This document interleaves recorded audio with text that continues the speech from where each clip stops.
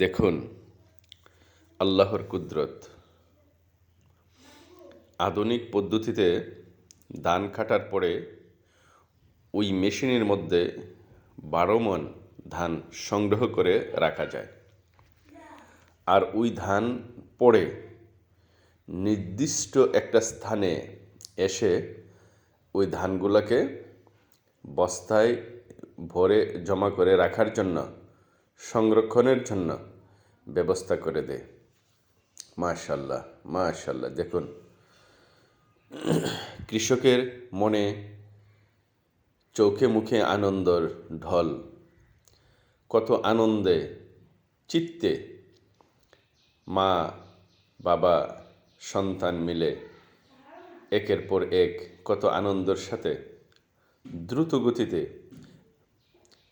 এক বস্তা ধান দ্রুত গতিতে কীভাবে আপনার ভরপুর হবে, মনে হয় যে 10 সেকেন্ড সময় নেই।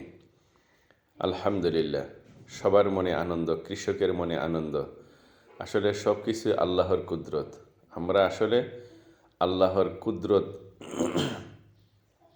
দেখে আল্লাহকে স্মরণ করা। আল্লাহ এই নিয়ামত, এত এত সুন্দর নিয়ামত আমাদেরকে দান করেন।